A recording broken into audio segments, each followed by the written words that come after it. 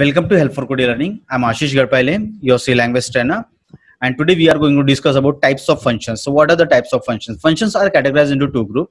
That is, first is standard library functions, second is user defined functions. So now let's discuss first about standard library functions. So standard library function means system defined function, the function which is already been defined by the developer of C++.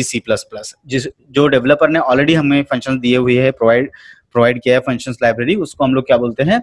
System defined functions. Okay, so system defined function, for example मेरे पास में कुछ functions है like SQRT, power find करने के लिए पाव नाम का function है, ABS नाम का फंक्शन है हमारे पास में. तो इस तरीके से हमारे पास में बहुत सारे फंक्शंस है. फिर हमारे पास में गेट CH नाम का फंक्शन है, printf नाम का फंक्शन है. तो बहुत तरीके से हमारे पास में अलग अलग फंक्शंस है. तो ये सारे फंक्शन जो है स्टैंडर्ड लाइब्रेरी में प्रोवाइड किए हुए हैं. तो हम लोग इसको एक एक करके डिटेल में डिस्कस करते हैं. फॉर एग्जांपल, अगर मुझे देखना है कि find a square root of a number using predefined function, तो प्रीडिफाइंड फंक्शन से हम लोग किस तरीके से एक्सेस करेंगे इसको? प्रीडिफाइंड से हम लोग किस तरीके से एक्सेस करेंगे प्रीडिफाइंड फंक्शन से? तो फॉर एग्जांपल मेरे पास में एक वेरिएबल है n, जिसमें मैं क्या कर रहा हूँ, यूजर को बोलूंगा इसका मैं जो है एक वैल्यू एंटर करो. फिर मेरे पास में एक सॉल्यूशन स्टोर करने के लिए मेरे पास में s वेरिएबल है, तो मैं यूजर को बोल रहा हूँ एंटर वैल्यू. तो इसने वैल्यू एंटर किया यूजर ने LF, और उस वैल्यू को मैंने SQRT नाम के फंक्शन में पास कर दी. तो SQRT फंक्शन क्या करेगा, जैसे मैंने 25 पास किया तो क्या करेगा, उसका स्क्वायर रूट फाइंड करके देगा.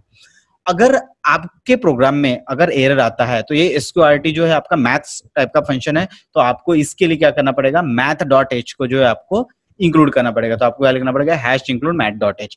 फिर हमने उसको प्रिंट किया, the square root of a number is, और उसका रिजल्ट. और ये जो .2f जो लिखा है, .2LF का मीनिंग क्या होता है कि पॉइंट के बाद में जो है दो वैल्यू लेगा, मतलब डेसिमल के बाद जो पॉइंट्स है, फ्रैक्शनल पॉइंट्स, वो आपके कितने लेगा, डेसिमल में 2 लेगा आफ्टर डेसिमल जो वैल्यू होती है फ्रैक्शनल वैल्यू उसमें.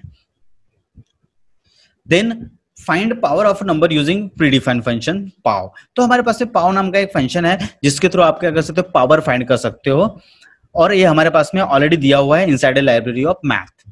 तो हमारे पास में एक प्रोग्राम है, एक मेरे पास में मैं बेस एंटर करने वाला हूं, और मुझे एक्सपोनेंट की भी जरूरत पड़ेगी क्योंकि आपको पता है टू दी पावर हमको फाइंड करना पड़ता है. तो हमने जो है एक यूजर को बोला enter base and enter exponent, तो हमने एक्सपोनेंट ले लिया, बेस ले लिया. अब पावर मतलब क्या होता है, जैसे x टू द पावर 2 अगर मुझे बोलना है, मतलब आपको करना पड़ता है, दो वैल्यू पास करनी पड़ती है. एक तो आपको बेस पास करना होता है, देन आपको कितने का एक्सपोनेंशियल फाइंड करना है, कितने का पावर फाइंड करना है वो. तो फॉर एग्जांपल मैंने बेस का वैल्यू है 4 टाइप किया, और एक्सपोनेंशियल का मेरा वैल्यू है 2. ठीक है, means 4 to the power 2. So 4 means 4 into 4, तो 4 4 जा 16. So 16 will be stored into power variable, okay, and then power variable will be display. तो होगा क्या कि पाव नाम का फंक्शन जो ऑलरेडी मैथ के अंदर में लिखा हुआ है कोड, ये वैल्यू पाव नाम के फंक्शन को जाएगी, और वो पाव नाम का फंक्शन हमें एक पावर फाइंड करके देगा, और पावर फाइंड करके क्या करेगा, इसमें आउटपुट रिटर्न करेगा, और फिर उस पावर को जो है हम लोग क्या कर सकते हैं, यहाँ पे प्रिंट कर सकते हैं.